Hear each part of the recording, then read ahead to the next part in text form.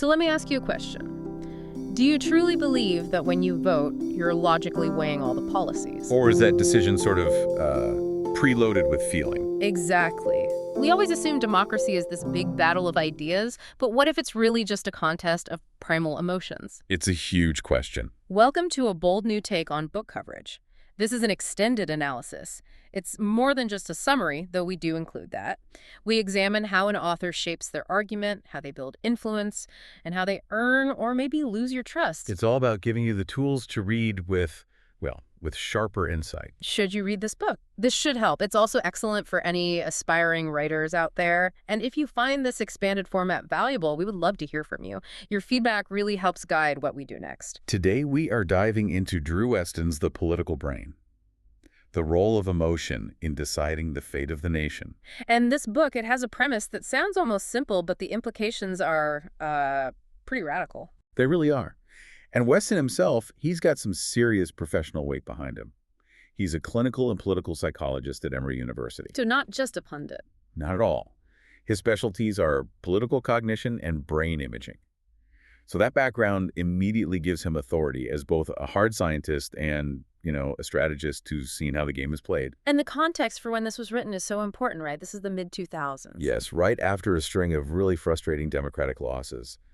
The book is basically a direct response to a political class asking, why do our candidates, the ones with the better policies, keep losing to rivals who just focus on emotional messaging? So his audience is really those people. Precisely. It's for the educated campaigners, the activists, the thinkers, who are just totally disillusioned with that dry, technocratic style. Westen's goal isn't just to explain why they're losing. He's trying to get them to completely redesign their rhetoric. He's offering them a blueprint, a science-backed blueprint for running emotionally compelling campaigns. And before we get into that blueprint, we should just acknowledge the format here. You're experiencing a unique two-host AI conversation, which is powered by Google's Notebook LM for a deeper and more dynamic book analysis. Okay, so let's get to the core of it. The whole book really boils down to this one signature line he has. When reason and emotion collide, emotion invariably wins. And that is just a fundamental rejection of this whole myth of the rational voter. Totally. The idea that voters sit down, they make a little pros and cons list for policy proposals like it's a balance sheet, and then cast a reasoned vote. Westen says that's pure fantasy. He argues it's a complete fantasy. She shifts the entire focus. Modern politics, he insists, is driven far more by emotion than by any kind of rational analysis.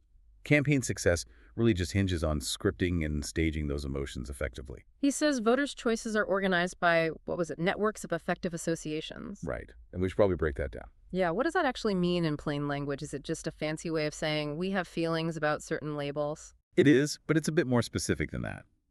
Think of them as the gut feelings, the value-laden connections that are automatically triggered by certain political symbols or candidates. So when I hear a phrase like tax cuts or climate change. Exactly. Your brain doesn't just pull up data, it pulls up a feeling, a sense of threat or a sense of promise, and that feeling is tied directly to your identity. Westen is arguing those networks of feeling, not data points, are the real operating system for political decisions. That's a huge claim. And what makes the book so powerful is that he doesn't just base this on theory, he grounds it in neuroscience, in fMRI evidence. This is where he really builds his authority. He ran these studies where he took staunch partisans and confronted them with information that directly contradicted their beliefs. So information that should logically make them change their minds. It should. But what the fMRI scans revealed was, it was striking. Instead of the parts of the brain associated with cool, dispassionate reasoning lighting up, two other areas showed all the activity. The emotion regulation circuits, and this is the key part, the reward pathways. So wait, the brain isn't processing a new fact, it's processing a threat to its identity, and then it's rewarding itself for shooting that threat down. That is the functional interpretation, yes. Yeah.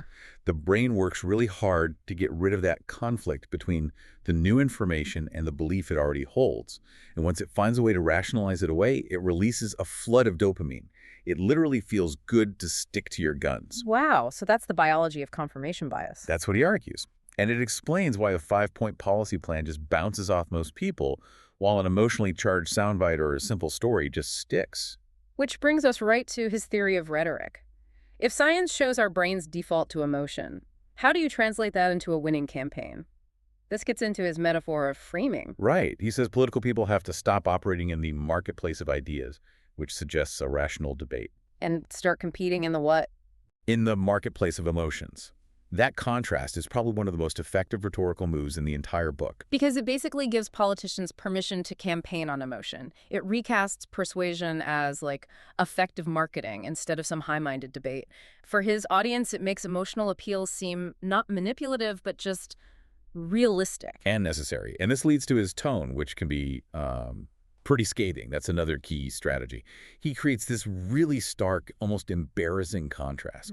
On one side, he holds up Republicans as these master framers. The storyteller. The storytellers, exactly. They speak in values, identity, moral clarity. And then on the other side, He paints the Democrats as policy wonks. has weak-kneed policy wonks who just offer a laundry list of proposals that don't stir anyone's soul.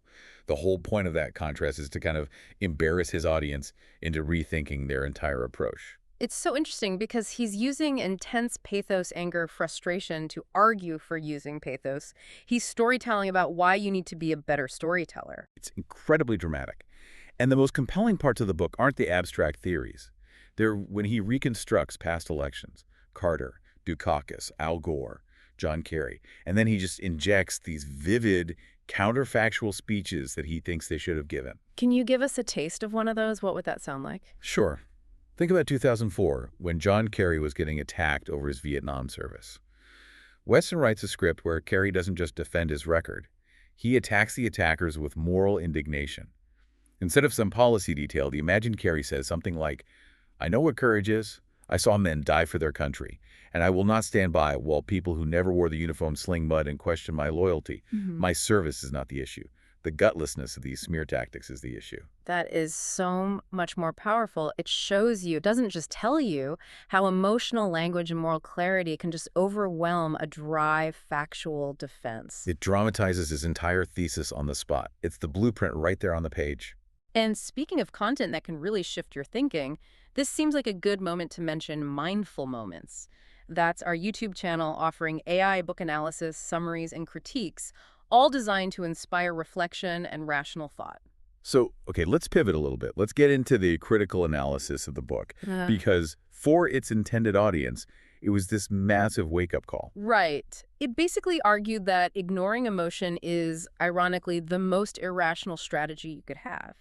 But how does Westen's own partisan viewpoint affect his analysis? Well, this is a major point for reviewers. They often note that he, quote, fervently flatters the biases of his partisan audience. He sets up this world where Democrats are always substantively correct, they have the good policies, but they're just rhetorically weak. While Republicans are more emotionally savvy, but maybe in a manipulative way. Exactly. So the critique is that this framing is great for building in-group solidarity, for getting your side fired up, but it makes the book feel more like a political manual than a neutral academic study. The scientific lens is really only applied to critique one side's communication failures. That's the challenge. And even the science itself comes under a bit of scrutiny. Some critics argue that Westen leans on neuroscience for authority without fully embracing one of its deepest lessons, something researchers like Antonio Damasio have explored. Damasio's counterpoint, what is that? Damasio's work is fascinating. He showed that emotion and reason aren't really opposed, they're deeply entangled. He studied patients whose emotional centers were damaged, and he found they became incapable of making rational decisions. So without emotion, you can't be logical. You can't. In his view, emotion is like a GPS.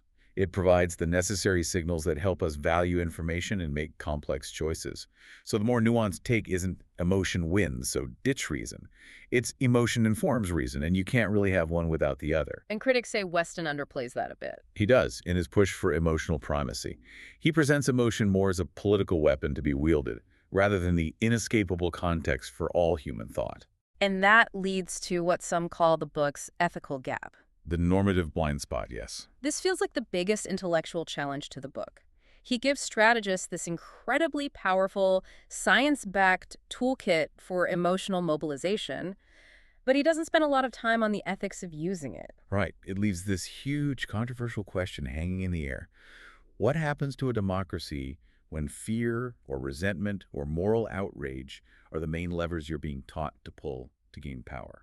If you teach people how to weaponize emotion based on brain science, do you also have a responsibility to provide the ethical guardrails? That's the critique. The book gives you the method, but maybe avoids the full consequences. So, with all that said, what's the lasting legacy of the political brain? I mean, is it still relevant almost 2 decades later? Oh, absolutely. While the specific examples he uses are from, late 20th century, early 2000s campaigns, the emotional logic he lays out looks incredibly prescient. Especially when you look at later populist movements? Yeah. Exactly. The names and dates might feel a bit old, but the core mechanism he identifies, that our identity and our feelings drive our beliefs, that is timeless. The enduring lesson is that democratic debate is always effective. It's always emotional. So, any serious theory of persuasion has to start there. It has to. It must acknowledge that we reason through our stories and feelings, not in spite of them. You have to start with the emotional architecture of the political brain. Which really leaves us with a final, provocative thought to mull over. If emotional fluency is the key to political success, how are citizens supposed to distinguish between a candidate who uses emotion to express a sincere moral truth and one who's just using it as a manipulative marketing tool? Is our emotional brain even capable of making that distinction? It's the question, isn't it? Click the link on screen for the in-depth book summary. Subscribe, share, purchase via the link, and think rationally. See the many genre-based book podcasts at Mindful Moments. Subscribe and nourish your mind on the go.